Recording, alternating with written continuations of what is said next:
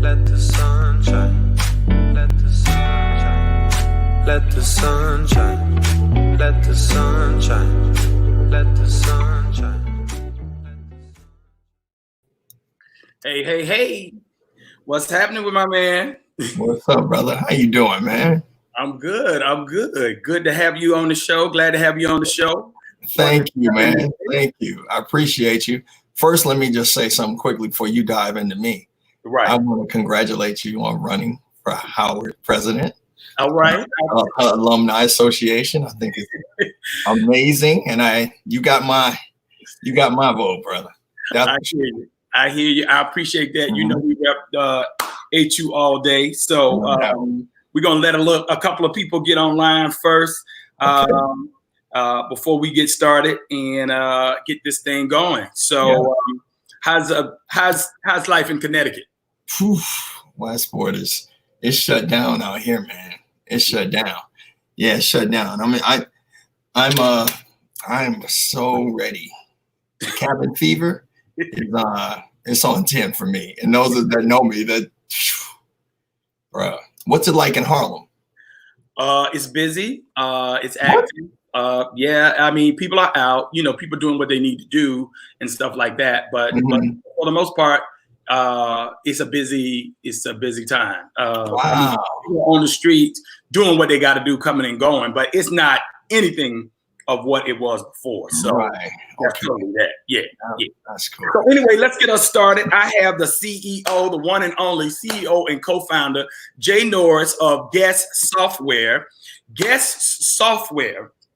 If you guys don't know Jay started out basically as a business executive in the music industry.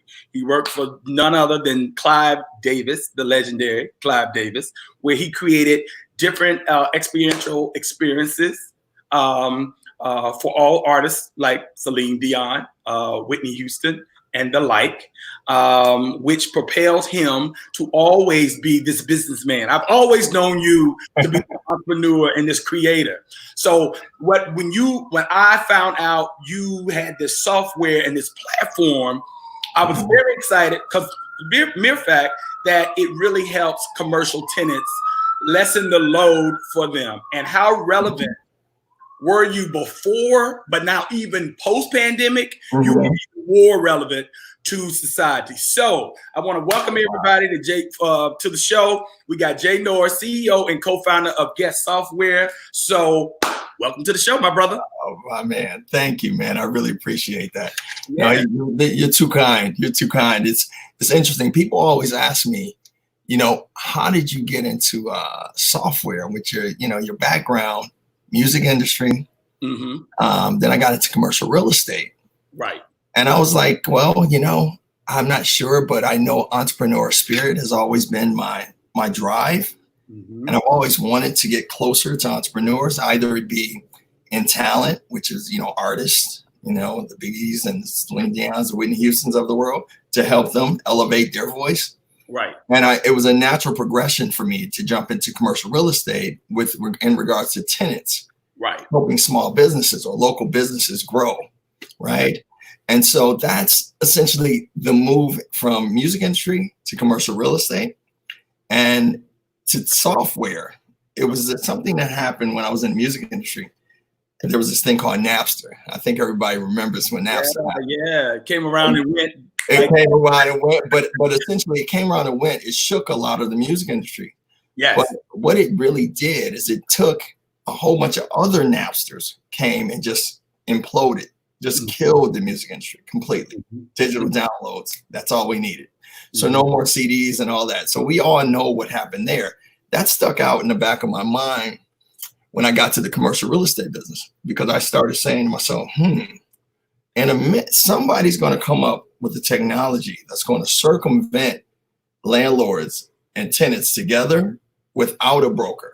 Right. Without a broker. And I'm a broker, right? So I was like, how do I create better deal flow at the same time help small businesses grow in their local market, local neighborhood or community? So Guesst Software was the culmination of me saying, all right, here I am at this pinnacle point 5 years ago when a lot of tenants that I had said, Jay, I don't want to expand anymore. I need you to help me figure out how to make money right where I am on the ground.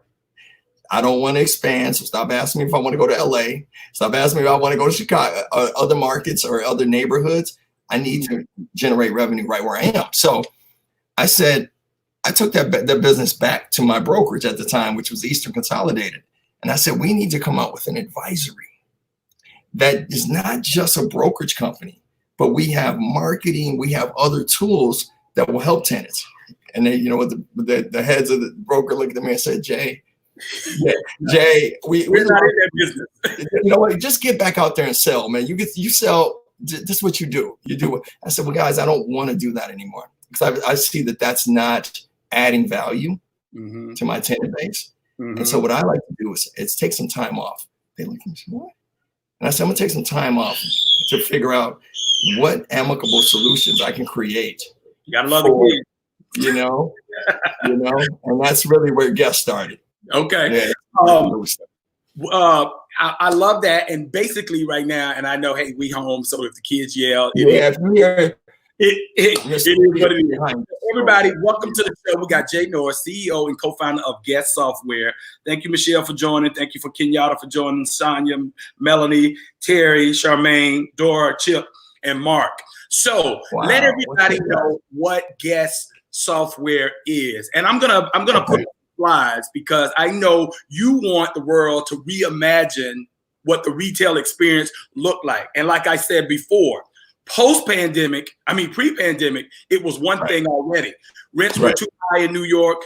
You had people who were basically not wanting to pay $20,000 a month or $30,000 a month for 1,500 square feet of space in Soho. You know, they just couldn't keep up or keep enough people coming through. And then on top of that, you have online, which is now a competition. So you created, so let's talk about Guesst also too, and then how you are pivoting now post the pandemic. Yeah, post pandemic. Okay, this is great. Yeah. So our original model, as I said before earlier, I was telling you about working with tenants and how actually helping them figure out how to generate more revenue at the brick and mortar level. And we call them retail hosts on our platform. So Guesst essentially started as a matchmaking platform that connects a physical retailer with a complementary brand that will pay to be in that space. So think of it as, I tell people, like micro pop-ups, a bunch of micro pop-ups in another physical location. And another way a lot of people look at it is the Airbnb for retailers and brands to connect. I like to look at it as Uber, where the driver in our scenario is a physical retailer and the passenger is a brand that gets in, but the driver has to drive them to their location. So Uber doesn't just match the driver and the passenger. They actually drive them to their location. So we like to say we drive the brand to sales, to generate sales through the physical location. So before the pandemic, here we go, pop-ups versus pop shares. We started this, say, 2 years ago. And it really came down to, what does the world recognize right now? They've been hearing this term pop-up. Everybody is hearing it. They want to do it. And I said, well, if they really understood the cost of a pop-up, not everybody would be running towards it. So this page is for cost and logistics. You know, you got the rent costs, you got setup, design, utilities, overhead, staffing, which is the biggest piece, awareness, and time to launch. And now on the pop share model, you share space. You don't have to take a lease. You don't have to pay for staffing. You don't do anything but pay your license fee and wait to receive your revenues. On the Guesst platform, we pay every 7 days to the brands that are on the platform. Now, this is the Guesst layout. This is conceptually, this is one of the stores that we opened up over the holiday called the Guest House. And this here was in Westchester. But each one of these will tell you a category. This was a schematic on all the different categories. So brands paid, say, a home goods store or brand would say, look, I want to be in this area they would be the exclusive home goods store that's paid to be in that location. So look at our model, like the department store model. Say you walked into a Nordstrom's or a Macy's, except the difference is in those traditional models, they have a buyer that buys the goods. On our platform, we turn a buyer into a curator. Okay. That curator selects the merchandise to pay to be in the space. So here's a lookbook of some of the curation materials that our team puts together. Okay. Yeah. And you look at it from a perspective of basically like items. So for instance, who are some of your partners that you work with? And I think I give a great illustration. Yeah, I mean, we work with Sephora. We work with, so here we go. We work with three major types. We work with heritage brands. Okay. We work with indie brands, like you might see on like an Etsy, like makerish brands. But then our biggest base are D2C brands, which means direct to consumer. Also means digitally native brands. They're the ones that about 68% of the brands on our platform are digitally native. And they're the ones that they don't have any, how to put it, they don't have any knowledge on how to activate physical retail. So we're very appealing to them. So they've gotten their e-commerce business down and that game down. However, to activate and sell goods in physical retail, they don't understand how to engage, tell a story at that level. Because here's a very interesting point. The trade show model is something that the majority traditional retail is run off the trade show model, where you're buying goods. One of the issues with the D2C brands is that they won't allow any buyers to buy their goods, because what they do is they marginalize what they do online. Okay. You see, so they would rather bypass that whole trade show model completely. They don't want anybody buying their goods because they don't feel like it elevates their brand identity. Okay. You see, because they can control it online, their brand identity, they feel. But once it gets out into the marketplace or to, Bloomie's, Barney's, any of these other spaces, they can't control the brand identity. Oh, right. So they like our model because of that, because we allow them to come in and merchandise the goods the way they see fit. Okay. So in essence, if you had one of your clients like a Stephen Allen, right, and they own the spot and they come in and they are paying $20,000 worth of rent. Okay. Right. They have 5,000 square feet of space, but they only need 3,000 square feet of space. Guesst would walk in and say, okay, they would partner with you. Stephen Allen would partner with you and lease out that other 2,000 square feet of space. And they will be in conjunction working with Stephen Allen on a point of sale, as well as their client, as well as the employees in the store. Everything run through your software would allow everything to run through Stephen Allen, just like the person had their own store within the store. Is that correct? A lot of people call that like shop and shop. We call it a pop share, because traditionally shop and shop, that means they still employ someone to be in that area. In our model, we take out the human capital factor, which is this is a very important piece. Once we did our due diligence on really understanding the pain points at physical retail, there were three major pain points. First was rent costs. Okay. Right. First, fixed cost.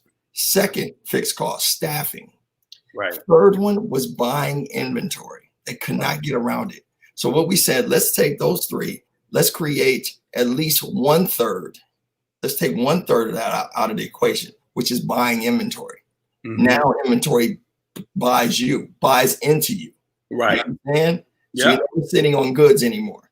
So that's one part of it. Now that goes into, I'm going to segue into the first part, which is rent. And this is to the two products that we have. Our first model is the pop share model, which was before the pandemic, right? Yeah. And it's going to become more synonymous now because wholesale is dying completely. And consignment will pick up, but we're not sure who's going to be left standing. Right. So what we decided to do. Yeah, I think the good segue about you was when we reconnected and I got with you before, it was already the model. For people out there, I use it as it's another ride share like program. So it's like you come in and you occupy space in a larger space Right. and you pay your rent to it. But the goods and services you don't have to worry about because everything is already there. So you're just walking in, popping your goods and services of what you offer into the existing space, and you're good. And you share that with the landlord and with the broker. Correct. Now we got to think about commercial tenants with this pandemic not being able to afford the space. Correct. You know, paying that because people not being able to get enough people through. We all know businesses survive by the amount of traffic you get to come through a facility. Right. Yeah. So for you now, you even become more important to a lot of businesses that I do see who might have to even, downsize, go out, but still want to provide a service to the consumer. What are you seeing now? How are you negotiating now with some of your partners? And what are you seeing in the marketplace today? So let me tell you, and it's a great point, Charlie. I mean, it's almost, before the pandemic, we saw this happening anyway, right? There was, there's certain neighborhoods that are decimated. Soho's not the same. There's not, mom and pops are gone, right? Yep. So, and Harlem as well, a lot of them, out of there.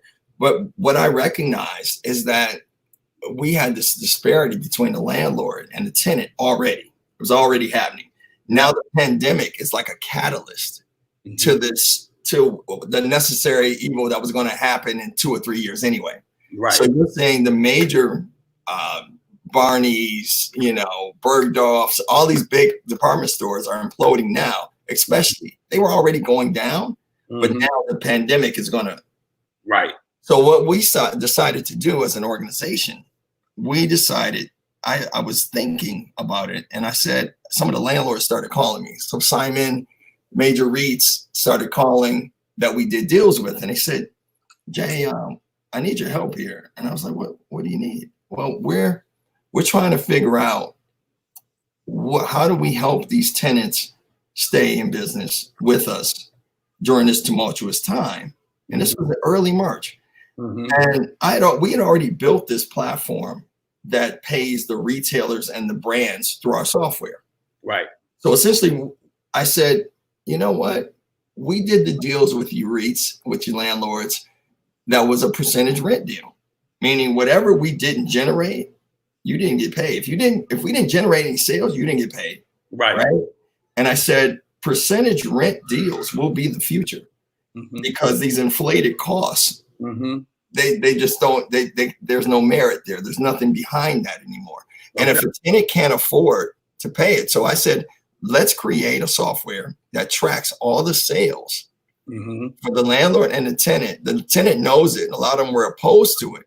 But if they will take essentially $100 a square foot rent and shrink it to a minimum of $20 a square foot and a 10% or 20% rev share, now the tenant can it won't be so exposed. They can get back out there. They can try this together. So essentially, we've created a product that streamlines the partnerships between landlords and tenants.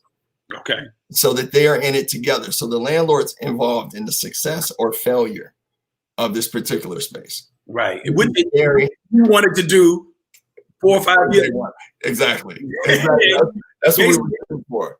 Yeah. So, I mean, basically, you were cutting edge ahead of time. And people now realize that really the commercial broker, this really is going to impact them significantly across the land, especially in the retail space of commercial brokers. Yeah, I think industrial brokers, they're fine. They're going to still need places for distribution and all of that.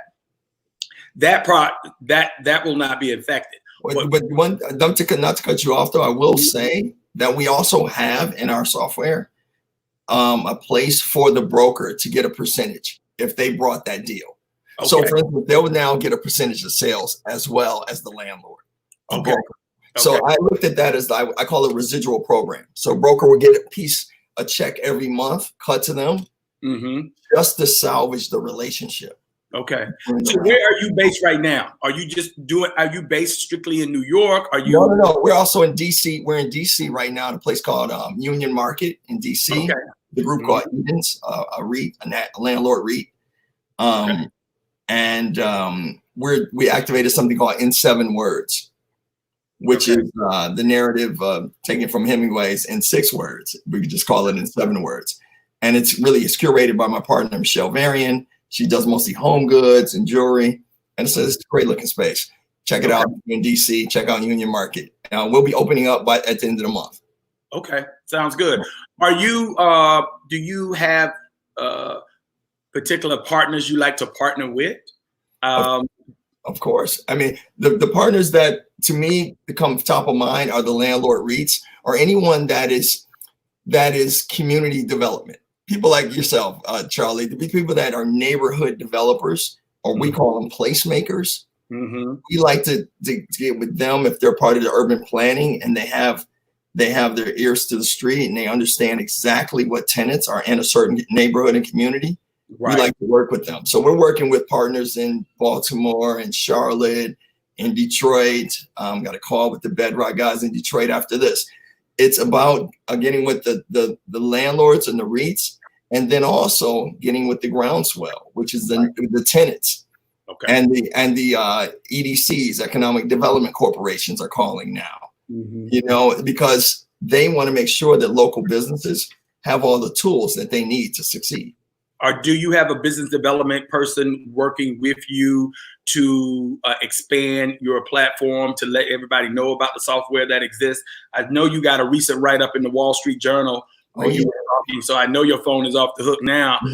People are really starting to see that. How am I going to, make this happen for my tenants? How am I going to basically survive in this pandemic? Because this is going to be, it's going to be some time.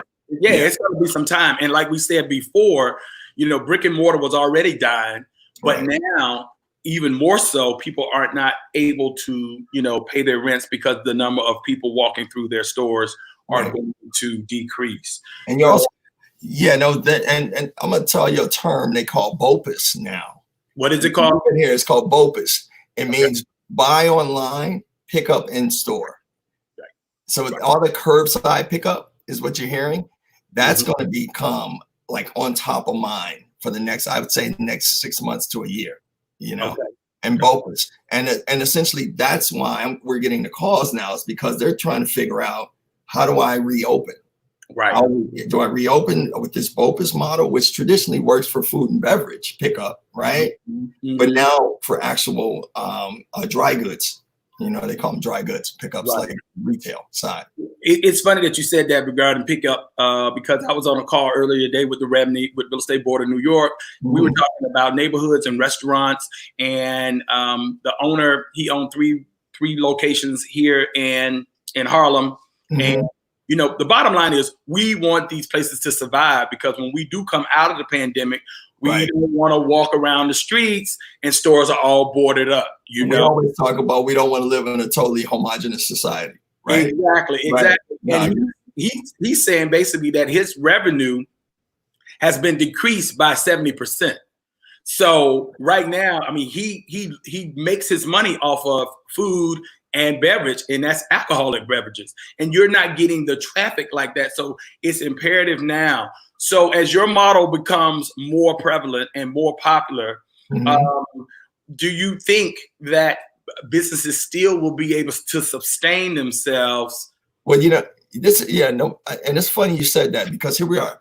Our version 1 is the pop share consignment model, right? The collectives, turning stores into collections. This second model really is to help the landlords buy in to kind of, how would I say, being a partner with the tenant. Right. Okay. So they can figure it out. You see, because essentially it's a really great, valid point you made. It's really about, okay, how do I try a litmus test and try this particular area? But if I have these overlapping, daunting expenses, there's no way for me to stay in the good fight. Right. So we wanted to create that product first. And now we're talking to them about how they can engage with their consumer base from an omni-channel perspective. And that's from the e-commerce perspective to the brick and mortar perspective. The buying online, picking up in your location, utilizing it for not bodies coming in, and this Corona thing, everybody's 6 foot distancing. They understand that's a very tumultuous conversation, and they will figure out how to turn the lights on and utilize this brick and mortar location more of a marketing tool. The brick and mortar will become more of a marketing tool or for the e-commerce. Okay. So you start out with B2B, and now you're pivoting to B2C. Then we'll be B2C, right? We'll be helping them there because we have no choice. We have to. There's no way. If our mission is to be the technology platform that powers the future of retail, we have to be in there to help people. Are you looking for investors? Are you looking for partners? How do we are looking for investors, but we have a lot of investors now. Currently, we're looking for investors, but they really have to be very strategic. Okay. Traditionally we work with a lot of family offices, but we're going to be moving into more of the VC world because we're getting a lot of traction with them now because of the product, the solutions that we're creating.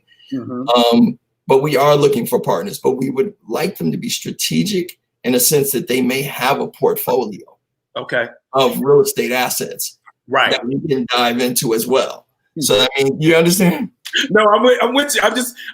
I'm excited for you because I see the potential and I see the possibilities, and it's the only way that we're going to be able to maintain basically the economy. And basically right now we are a service economy, and people need to understand. I think this is where the disconnect also too between Congress and between small business, and the SBA never really does lobby Congress enough for people to really understand that this is the engine that moves the economy. If you do not have small businesses, the economy will come to a halt.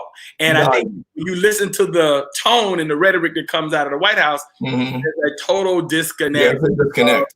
Yeah. And you know what? And to your point, that's why the EDCs and the Small Business Administration is starting to call us. I realize why, because the public and private ventures have to meet on this conversation, because PPP money is not going to be enough. It's not, because it's not going to be enough. Right, because most businesses operate at a 30 to 60 day correct. Model. And if they don't have the revenue, then they're out of business. So PPP is just a holding pattern, just to hold them to see if in fact we could come up. But then they didn't have a holistic plan.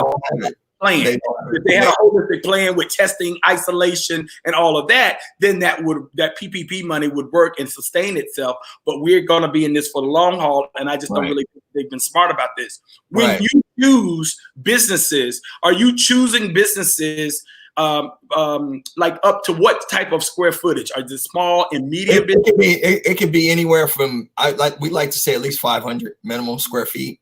Okay. Up to 100,000 square feet, because I really, we built this product to actually get next to all the entrepreneurs. Right.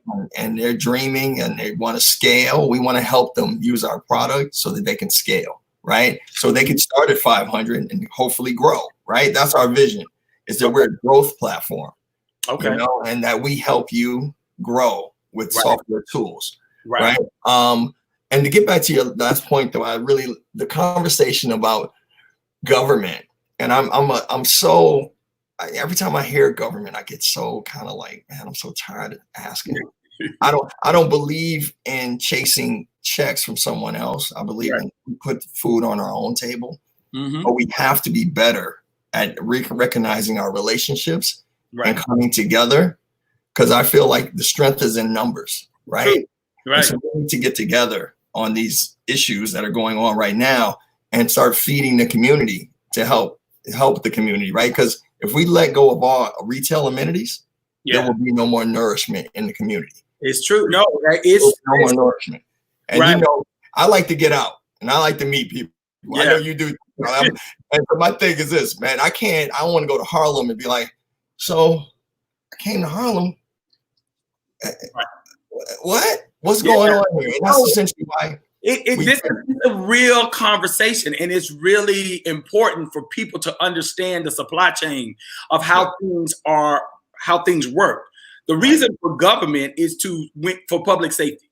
Bottom line, They were supposed to be there for us for public safety, to come up with a plan, to execute that plan, to be strategic about that plan in order for all the states. But to let the states independently do what we're doing is willy-nilly, basically. Yep. Right. And it's not strategic for the long-term survival of this country and our economy. So now that's why you have the states that are creating their little pacts together in order to try to somewhat save the economy and do things that were needed.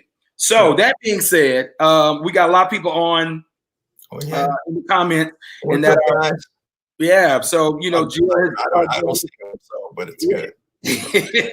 George is out there. What's up, Jay? Annette is out there. I have Jay Norris, CEO and co-founder of Guesst, and that's with 2 S, the extra S. Yes.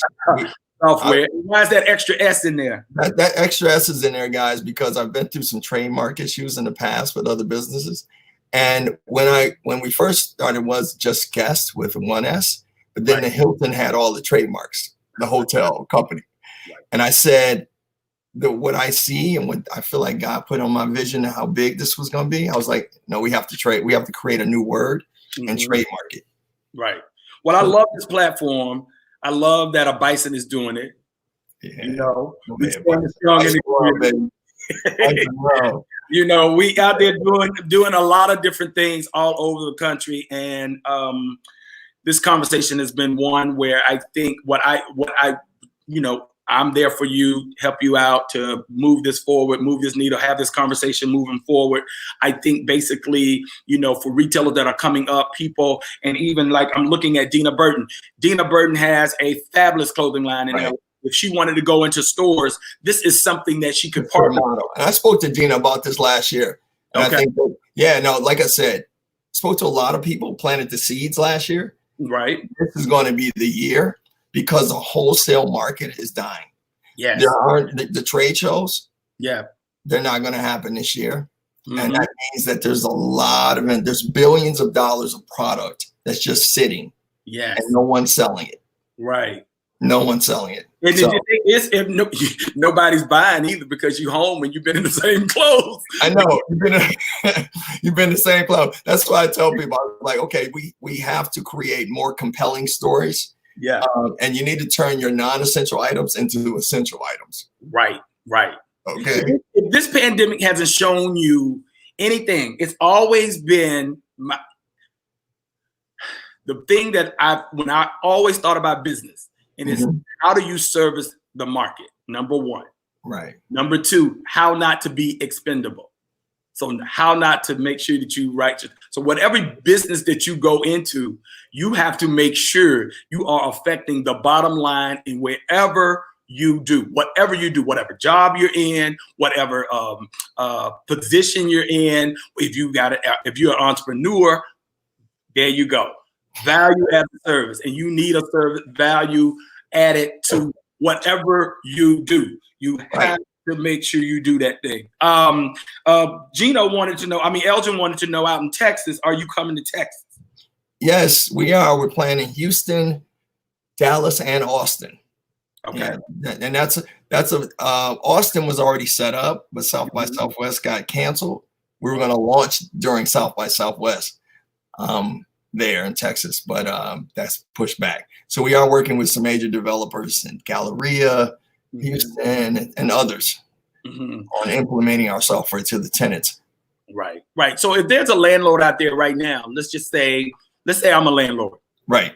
Let's make this in layman terms so people really understand your product. Software. I'm a landlord. I'm here, a landlord in Harlem. I have, a space with 20,000 square feet, and then I have another space with 15,000 square feet. Call you up. Yep. And if I call you, if it's vacant, there's other ways to work. Now, traditionally, we work with retailers already in place, and we add value to their underperforming assets. We put new assets in there. Okay. Now, if it's an open space, what they'd have to do is they can call us, and we have a consulting division that builds out that space so that it does retail as a service. So we create a collective in that space for them. We design it, build it out so that they now have, in their mind, subtenants.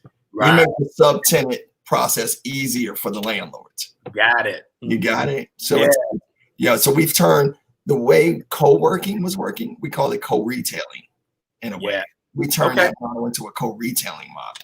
So basically you would curate the space for me, and you would get the brands and basically go out there and work with even a potential broker to say, hey, I got 4 different people that could come in here and divide up this space, 5,000 square feet each. Yep. Landlord is sharing in the PSO, the broker is sharing in the PSO, and you are sharing in the PSO, sharing in the PSO.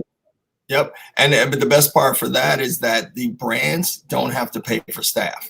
Right. That's, that the staff cost is what kills them. Like I said, rent, staffing, and inventory. If you don't take anything from the call, just know if you're going to activate physical retail, 90% of your fixed costs will be rent, staffing, inventory. Right. You know, and so that's really why a lot of the brands look at us and say, you know what, I need to test with Guesst. That's what they call it. Let's do a test with Guesst, because I can go into a certain market or neighborhood, retrieve the data off our software every week or every day, and then say, okay, this worked for me. I paid X, I made Y, and now I can figure out if I want to take this one particular space that I had for 200 square feet in a location, I'm going to expand that to 500 square feet. Right. And so on our platform, it's very dynamic and flexible. You can have a month term or a year term, and you can change it depending on your term, your deal. So you can actually, it's very dynamic and flexible and nimble, similar to Airbnb. If you want to stay in a place for 7 days, that's how you lock in. If you want to stay in for a month, our platform allows for that. So we have some brands that come in and say, I want to do this for 30 days. And then at the end of 30 days, they say, wow, I like to renew at this fixed cost for 6 months. And then the retail host comes in, says, yes, thumbs up.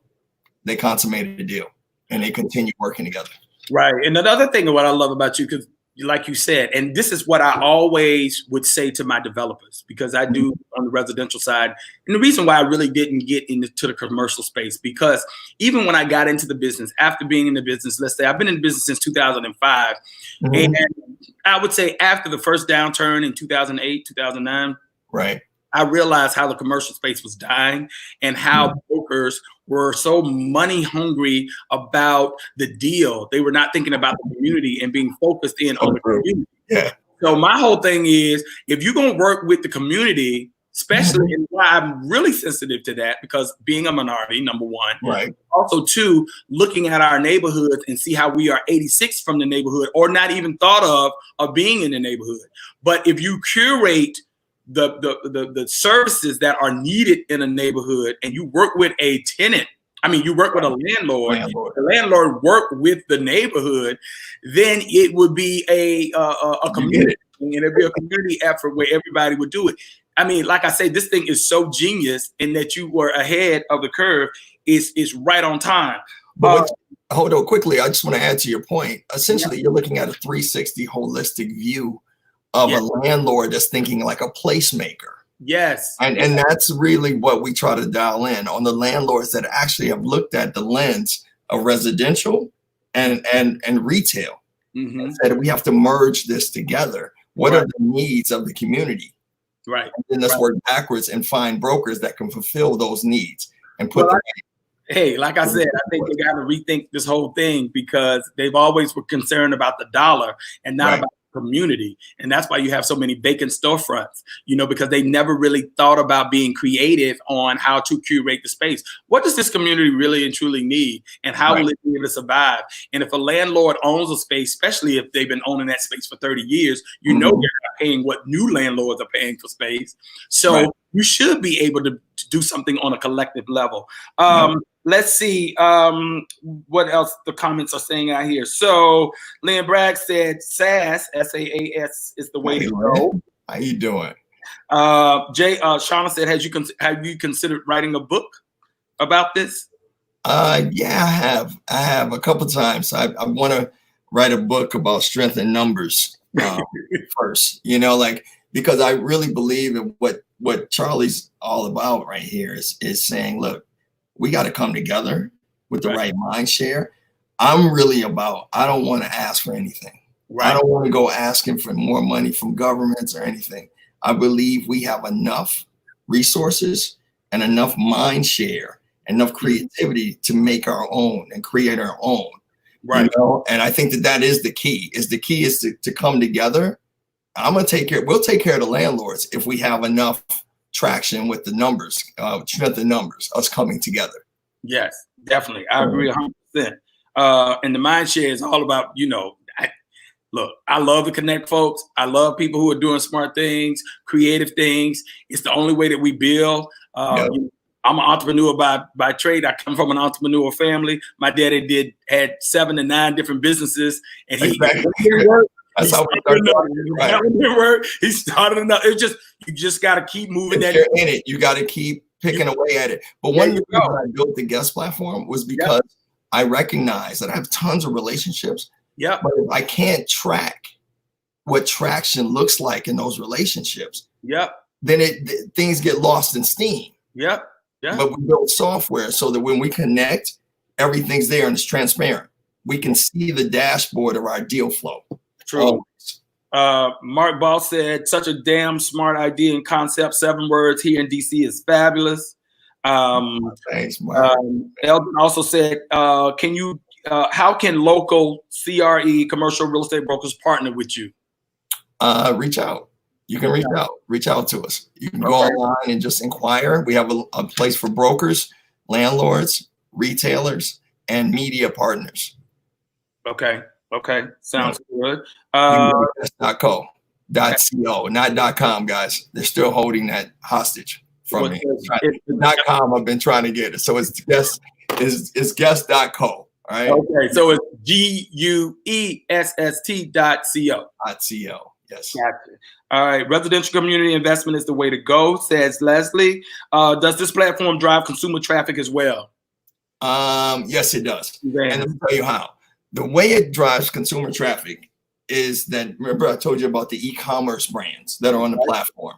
So essentially the brick and mortar, the physical retail host who has, say, 50% of his space is now going to be preoccupied by an e-commerce brand.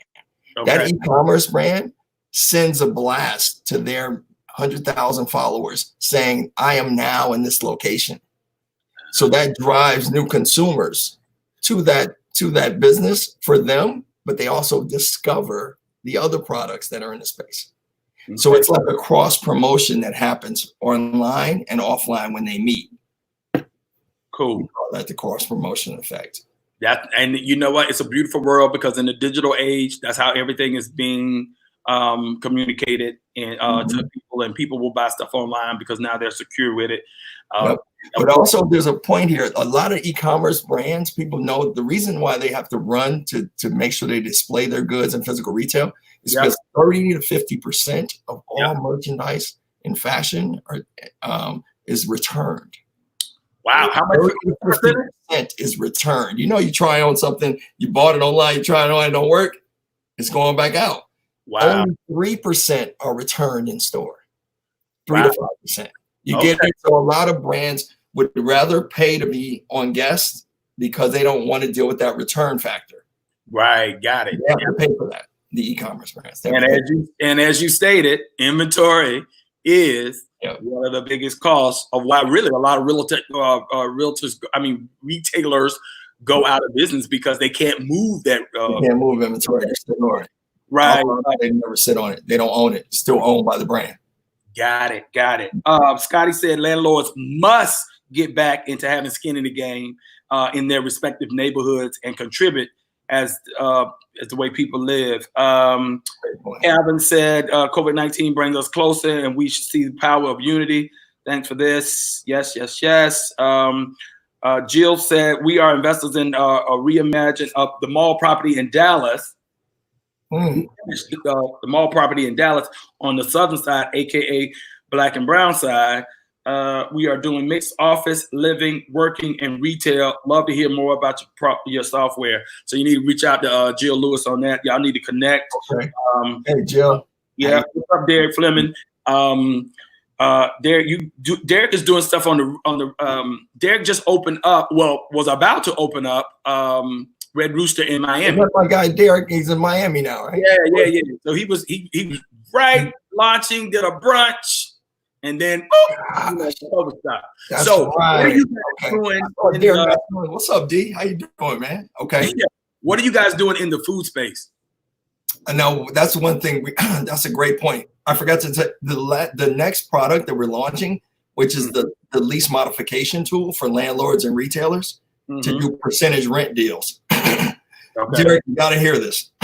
We're working with Danny Meyer, a bunch of other groups because they need this because of what's going on right now and going back to business. There, a lot of landlords are either deferring the rents April, May, and June. Some are pushing it back. So that what they'll do is they'll add a clause that says, now we'll give you another year deferred on that term. We're saying, why don't you just start doing a percentage rent deal for at least this period of time? So say, for instance, start July 2020, we're going to start this new lease modification program, which will be, you're going to get paid 10% of our revenues going forward while we're in this pandemic. And a lot of the landlords want some kind of base minimum, but they want to use our Guesst software that plugs into your POS, your cloud-based POS, and pull the data so they know exactly where everyone, every month where you are. Right. So if you hit a certain bench, of course, they're going to say, oh, wow, let's get back to that original rent. Right. But right now, what we're saying is this could salvage a lot of relationships. If they can come together with an amicable solution that is actually, you negotiate the terms, price and terms, but our software will be the administrative tool that have the transparency for both to continue working together. Because they don't want to chase money down, and you don't want to have to create Excel spreadsheets and things like that to present to the landlord. Right. I think this is a great time to own your own space after this downturn. So then therefore to have someone like you to come in and curate that space. If it's anything that minority communities need to know during this downturn is to own your space. If you own the real estate, then you don't have to worry about this. And then therefore you win when you bring in someone like yourself to help create something for the community, and the community can survive no matter what happens. Pandemic, pre-pandemic, post-pandemic, or whatever the case may be. I really do. And quickly, I just want to say this. I really do think that there is a mission here. I feel as though a lot of the real estate is overinflated. Yeah. And a lot of landlords are going to have to come off some of those price points. Yeah. And even some of them are going to lose those assets. Now listen to this. They're going to lose these assets. And that means strength in numbers. Yeah. We need to be working together to actually procure real estate in this way after this. So we should stay in touch with each other, because that's going to be happening in the next 6 months to a year. Yeah. The banks are going to be trying to sell a lot of real estate. Yeah, no, it's going to be, it's an interesting time. And if you can get into the game, definitely now's the time to get into the game. One last question, and then we're going to let you go. What's your 5 or 10 year plan looking like? Wow. That's a big one. That's a big one. Wow. Yeah. I would say, the mission is to continue placemaking. I feel it's a calling to meet with people like Derek, like yourself, Charlie, what I call influencers that are bringing something of value together. Right. And in 5 or 10 years, I see building out our own real estate investment trust, our own REIT, where we can power neighborhoods. Okay. All right. That's really the goal. Because Guesst is doing it on the front end side with the tenant mostly. But I want us to get in a place where we're going to be growing together as landlords across the country. Okay. All right. Well, on that one, I want to thank you, my brother, for coming in and giving us all that information about what's happening. And basically your business model, I think it is the key to success for commercial retailers. Anybody that's out there that's listening to them, let everybody know. I'm going to have Jay's information on the top of this post when we when we go away. But thank you for your time. I hope you success. And hey, the landlord that I know, I'm directing them your way because I want you to. And thanks again, Charlie, for having me. And those that don't know, Charlie's a long line of entrepreneurs. I didn't know until I started talking to him about it. And I was like, oh, so it's in your blood. It's a blessing and a curse, but it's all good. I love it. And so all entrepreneurs out there, or anybody with a dream, keep going. I'm here. Let's talk. Let's keep this shit moving. All right, my brother. Take care, baby. All right. Let the sun shine. Let the sun shine. Let the sun shine. Let the sun shine. Let the